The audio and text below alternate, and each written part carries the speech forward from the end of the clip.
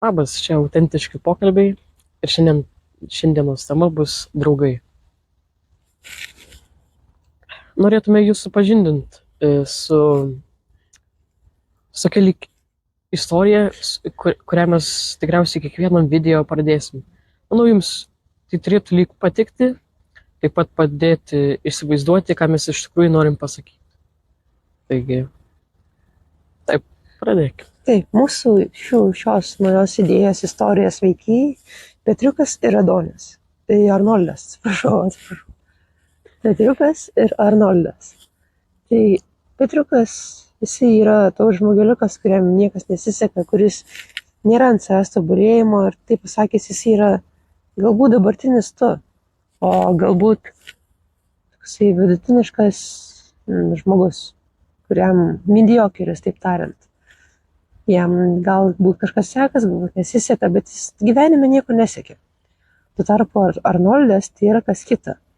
Jisai aktyviai užsiema savęs tobulėjimu, siekia naujų tikslų, siekia savo svajonę, yra finansiškai nepriklausomas.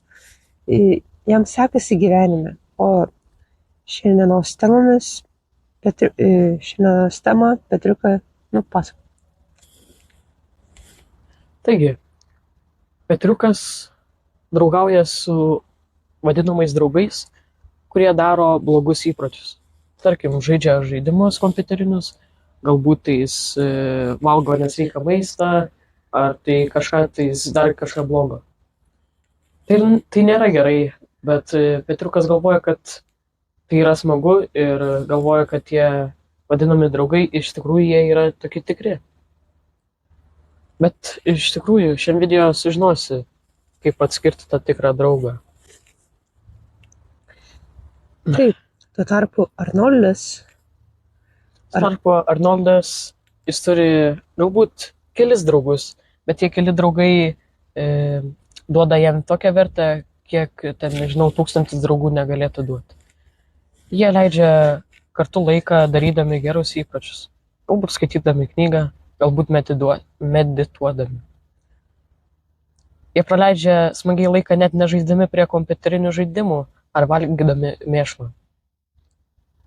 Taipogi, Arnoldas bendrauja su visais. Taip tariant, Arnoldas bet ką sutiktų, iš karto tampa jo draugas. Jis yra draugiškas visiems ir mielai priima jį pasikalbėti.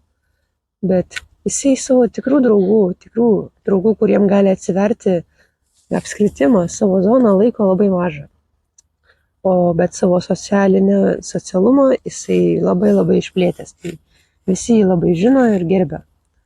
Tai šiandieną mes pasistengsime jūs paversti arba nukreipti bent jau tą Arnoldo linkme. Tai galime ir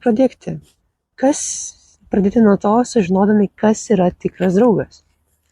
Tai tikras draugas yra toks žmogus, kuris nuoširdžiai tavęs išklauso, kuris tau padėtų, nesvarbu kas, tavęs nepaliktų vietoj, darytų. Jis kaip ir tampa tavo antra šeima, kur gali jam irgi atsiverti taip, kaip atsivertum savo tėvam. Ir iš ties galiu pasakyti, kad iki tokį tikrą draugą susirasti yra be galo sunku. Ir šiuo atveju mano Motiejus yra mano tikras draugas. Mes vienas kitam padedam ir skatinam tobulėti. Mes vienas kitam duodame kritikos, nes tikri draugai gali pasakyti tiesą, galbūt nuvilti savo draugą, bet pasakyti tikrai, ką jis mano. Ir abudu gali rasti bendrą sprendimą. Tai tikrą draugą galite sakyti, oi, pas mane nėra jokių tikrų draugų, nieko. Tai žinokit, sužinosite šiame video, kaip galima, kad ir paprastą, galbūt geriausią draugą paversti į tikrą draugą. Kaip galima stengtis galbūt pakeisti savo draugą, kad jis tave irgi pakeistų. Čia taip labai komplikuotai skamba, bet viskas taps aišku. Ką, dabar pradėkime nuo to. Geri draugai ir blogi draugai. Tai kaip juos atskirti? Manau, paprasčiausias būdas, kaip būtų atskirti gerus draugus nuo blogų, tai nuo tų vadinamų įpročių. Ar tai blogas įprotis, ar tai geras įprotis. Na, manau, dauguma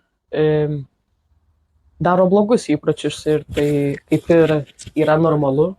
Kaip sakant, kad, na, kaip ir sakiau, kad dauguma daro tos blogus įpročius, tai, na, tereikia iš pat pradžių sakyti, kad ten tas yra, pavyzdžiui, blogas žmogus ar tai draugas, jeigu jis daro blogą įprotį.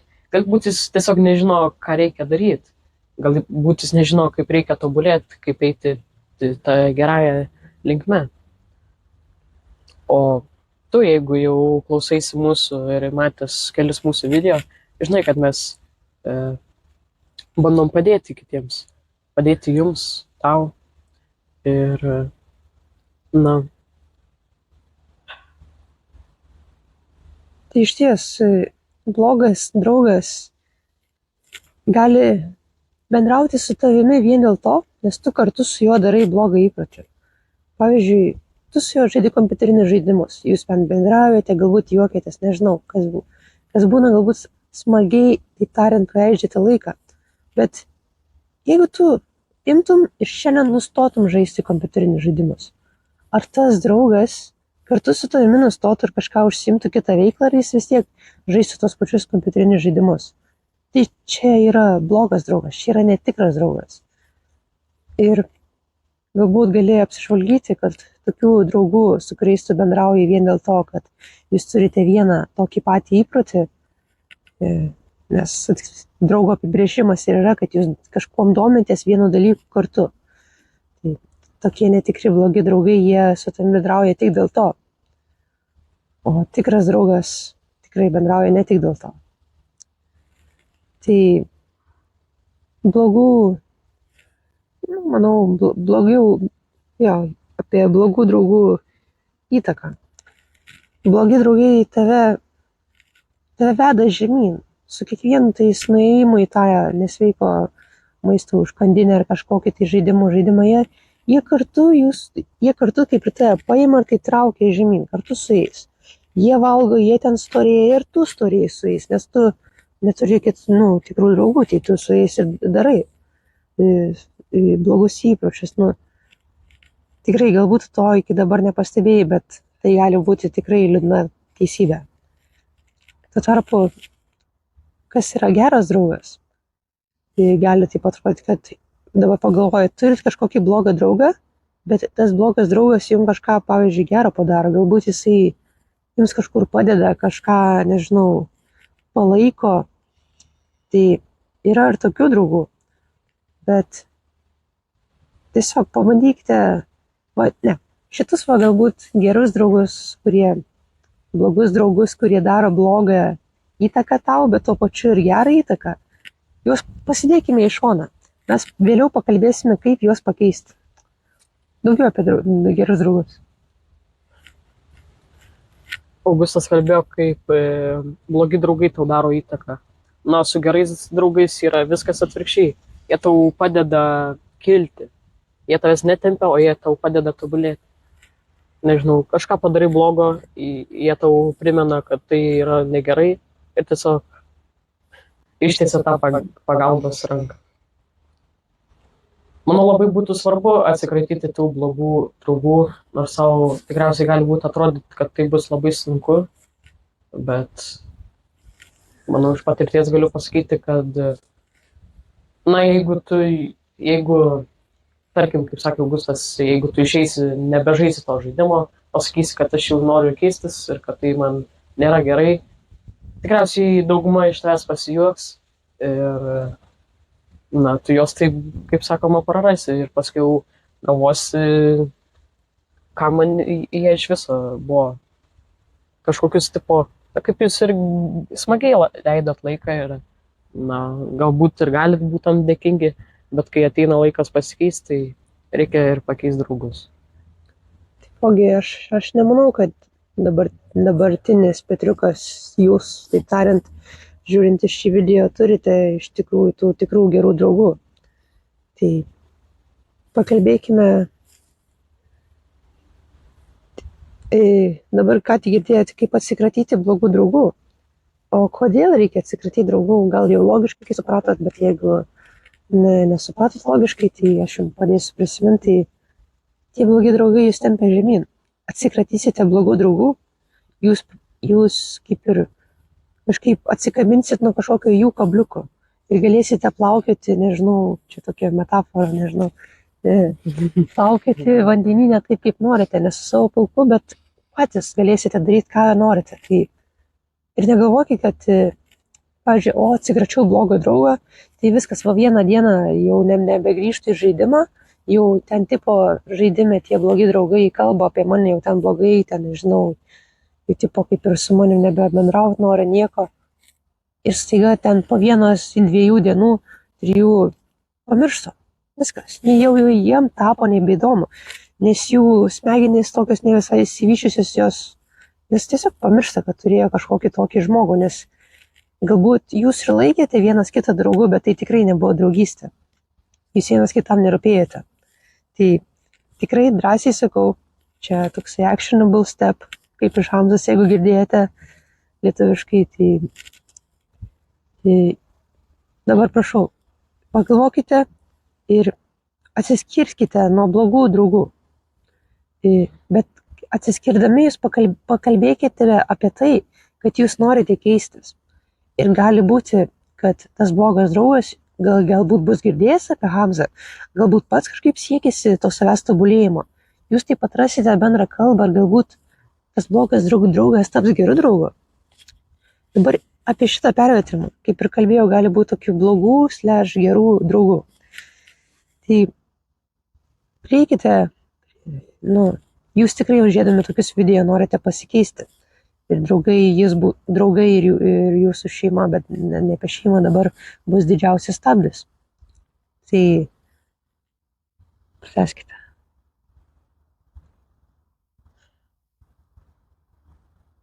Jeigu tau kažkaip atrodo, kad bus sunku, tai galbūt siūlyčiau, jeigu jūs turit kažkokią, tai gal nežinau, platformą, per kurią susirašinėjat ir ten pasirašot, einam dabar žaist. Galbūt jūs ten nusiųskit žinutę, kad aš jau noriu keistis, kompiuteriniai žaidimai ne man, nežinau, ačiū už praleistą laiką, bet aš keičiuosi ir jau man to nebereikia. Galbūt toks būtų, galbūt taip jūs galėtumėte išeiti iš tų blogos draugijos, o gal tiesiog susitikus, tiesiog pasakai irgi kažką tokio panašaus, kad aš keičiuosi ir man jau žaidimai ne prie ko. Ir gali būti, kad iš tos tavo žaidimų grupės tau privačiai parašys kažkoks vienas tas blogas draugas. Galbūt jis tave palaikys tuom ir tikrai skatinu su juo apie tai pasikalbėti. Dabar, kaip pakeisti draugą? Tai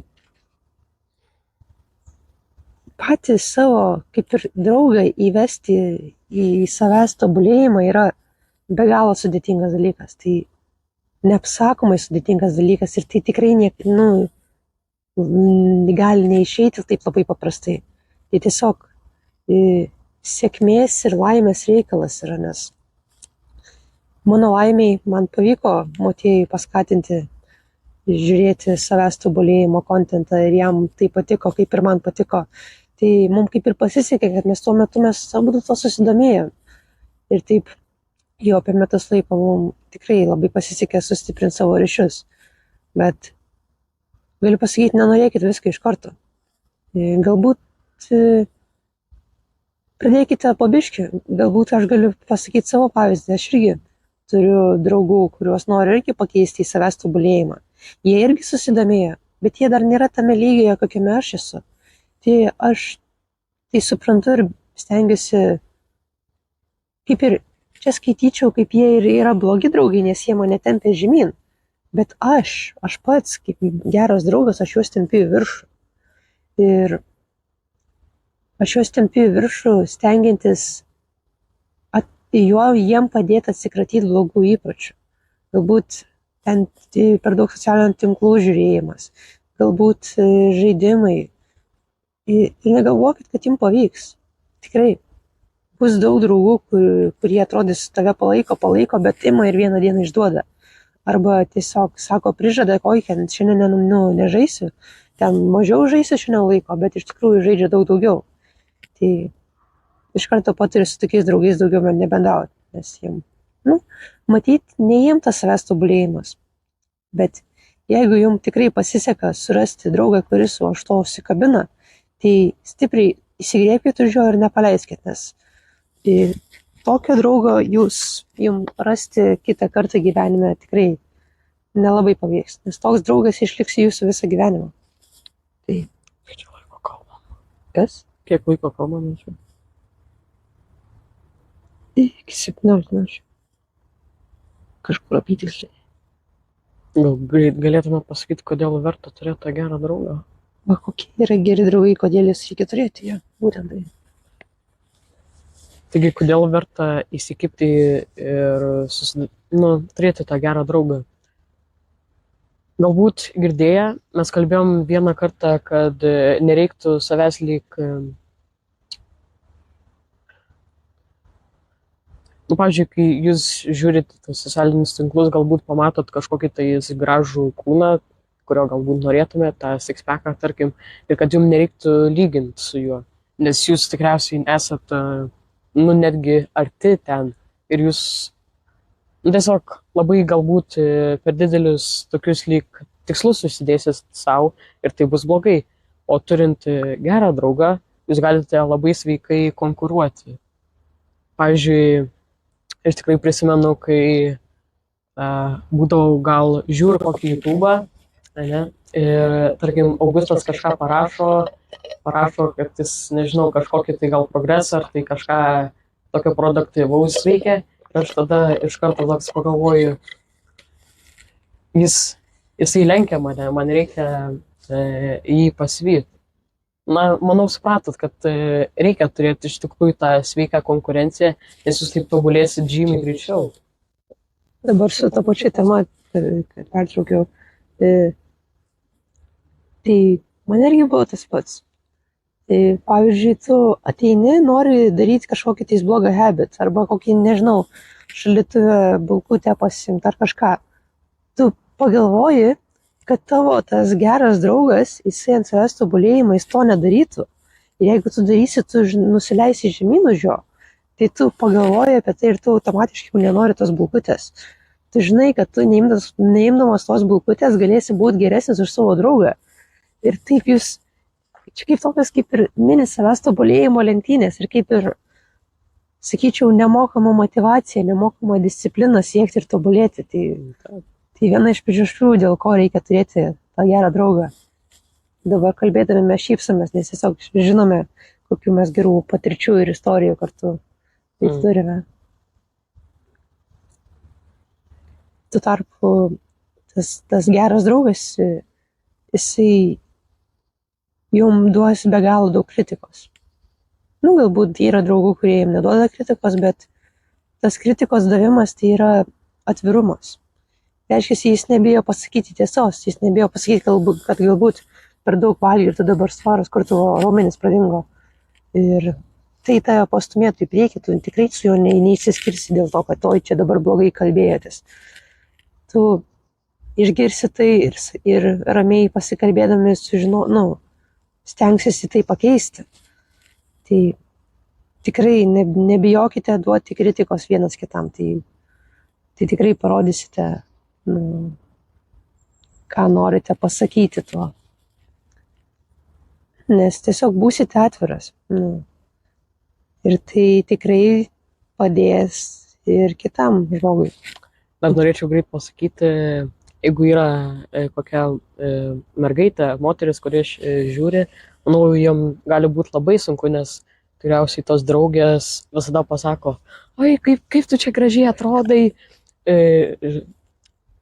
O tai aišku, nežinau, Petriukas, kokia būtų moteriška. Žodžiu, o ta moteris iš tikrųjų ten net netelpa į kelnes. O kaip tu gražiai atrodai, eik tu savo. Ir tai yra labai blogai, nes aišku, kai pasako tau komplimentą, kai tu iš tikrųjų blogai atrodai, tarkim, Tai tavo taip lyg smegenis galvoja, o tai čia gerai, mes čia netelpam į kelnes, o mums komplimentus duoda. Tai mums reikia daugiau tokių komplimentų, tai reiškia, reikia, kad vapšė ten, nežinau, kelnes plyštų. Vapšė. Tai tikriausiai tai labai gali būti sunku mergaitėm. Na, net nežinau, ar gali, tikriausiai gali susirasti kokią draugę, kuri iš tikrųjų tai pasakytų tą tiesą. Ir, na, galbūt yra tas dalykas, kur tipo sveikas balansas, kur ten pasako ne per daug žiauriai ir kažkaip, na nežinau, bet būtų tikrai sveika išgirsti tą tikrą tiesą. Jo, dar apie tai norėčiau pridurti tavo šiuolaikinę moterišką energiją. Jinai, dabar pagalvoju, kaip sunku būti moteriam. Kiekvienu, nesvarbu kas, ar tu esi storas, ar koks ten, jos vis tiek grįžiai ten, gerai, pasakysiu tiešiai, nesuprantu moterų, bet žinau, kad surasti moterim tikrą draugę yra sudėtingiau negu berniukams surasti tikrą draugą. Nes moterų tikra draugė gali nebūti tokia atvira. Gali, nežinau, išduoti labiau, gali, kaip čia pasakius, galbūt jūs ten bendraujat vien dėl kažkokių, nežinau, grožio produktų. Ką aš įsivaizduoju, aš nenoriu per daug kalbėti. Bet pasakau tiesiog, kad moteris, jūs galite ir su berniukais bendrauti. Arba berniukai, jūs irgi galite susirasti mergaitę draugę. Ir kas iš to, kad ten kiti blogi draugai iš jūsų juoksis. Koks jums skirtumas, ką jie žaisdami prie kompiuterio 5 valandas į dieną, ką jie jūs aplenks, ką jie jums padarys. Ką tie petriukai, grinai, jų to smegenis ten žemiau už, nežinau, jūsų. Už jūros, nežinau. Tai pasimokykite iš to, nu. Tai kaip ir čia gal į vidiją neįeina, bet nebijokite, negalvokite, ką kiti žmonės apie jūs galvoja. Tai tiesiog, nu ir kas pagalvos ten kelias minutės, paskiau pamirš, nu, blogiausiu atveju dieną, 2, bet ir viskas, paskiau jiem tas nerūpi, tiem petriukam, jie neatsimena, jiem, nu, nieko tokio nereikia. Taip, tai artėjame kaip ir prie galo. Bet norėčiau tokį paskaityti quotą. You're the average of the 5 people you spend time with. Tai čia taip lietuviškai išvertus, tu esi su 5 žmonėmis, kuriais tu praleidi daugiausiai laiko. Tu jų vidutinį, nu, jeigu paimtum iš to kiekvieno žmogaus po kažkokią tai savęs dalelę, tai tu toksai tampi.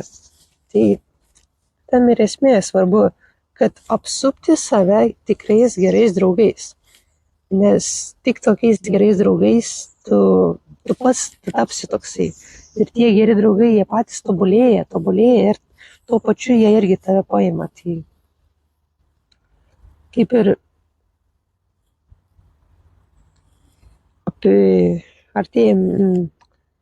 kaip ir apibendrinimui, galim dabar pradėti apibendrinimą viso šito video. Bet visgi kiek draugų reikia turėti, tai atsakymą į šį klausimą aš negaliu pasakyti, bet priklauso labai nuo jūsų situacijos. Galbūt jūs net neeinate į mokyklą, tai susibendraukite su savo šeima. Pradėkite nuo mažų dalykų. Ir kiekvieną video sakom, pradėkite nuo mažų dalykų. Susibendraukite su savo šeima. Tapkite draugais, nežinau, su savo mama. Pradėkite kažkokiais irgi pokalbis kalbėtis. Tada pagerės santykiai namie ir galėsite tą linksmą emociją neštis kartu į savo bendramžius. Tęskite. Arba kažką pridėkite. Taigi taip. Manau, norėtume pasakyti, kad būk kaip Arnoldas, turėk kelis gerus draugus, na, o visų kitų petriukų tiesiog atsisakyk, kurie tave tempia žemyn, žaidžia žaidimus, netgi nerūpi, kas tau atsitiks. Ir, na, ką žinau. Aš dar greit pridurt norėčiau, bet negalvokite, kad dabar su tais blogais draugais jūs visiškai tik nebendraujat, taip užsidaręs bandot išvengti. Ne, jūs pasisveikinkit, jūs būkit malonus. Ir galbūt tas blogas draugui, tam Petriukui, gal po kokių metų tai gražiai sveikinamosi, nežinau, mintise ten kažkoks neuronas pasidarys tokie virutė ir galės, nežinau, savęs tobulėjimas pradės patekti. Tai būkite malonus, bet kam sutinkate, nes žmonės bendrauja su jumis taip, kaip jūs su jais bendraujate. Tai sužinojate, kas yra tikras draugas, sužinojate, kaip atskirti blogą nuo gerą draugą. Dabar žinosite, turėsite misiją atsikratyti blogų draugų ir susidaryti savo draugų ratą, kuriais galėtumėt pasitikėti ir jie jūs stumia į priekį. Jeigu jūs tokių draugų neturite, tai skatinu tikrai išbandyti juos pakeisti. Na ir mūsų, manau, žinutė apie Petriuką ir Arnoldą yra paskleista. Tai, manau, dabar pritaikysite šitas žinias iš šio video ir nesitikėkite, kad jums per dieną tas pavyks gal po kokio mėnesio, gal po kokio 2. Jūs jau žiūrėkite, galbūt turėsite daug, kokius kelis tikrus draugus, jūs galbūt jau visiškai atsikratysite blogų maisto ir žaidimų ir pamatysite, koks jūs tapsite laimingesnis. Jūs, nežinau, ar tai girdėjote, bet jums patiks eiti į mokyklą, jums patiks kažkur, nežinau, jums patiks būti su žmonėmis, nes tu žinai, kad jie tau duoda tai gerą ir tu pats jausiesi geriau. Pradėk kažką gal.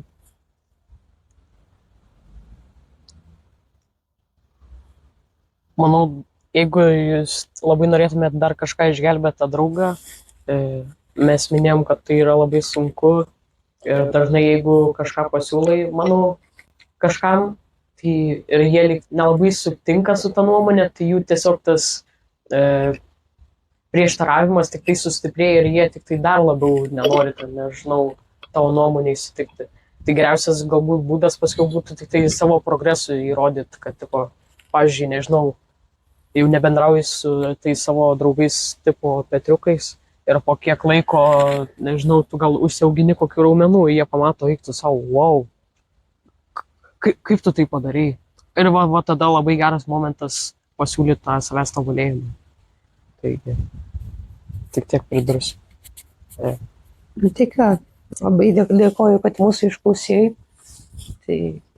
O jeigu tu pavyzdžiui, su visais draugais, kiek turėjai žmonių, susibendrausi ir nerasi nei vieno gero draugo, tai nepabijok ateiti į ąžuolyną, su mumis pasibendrauti.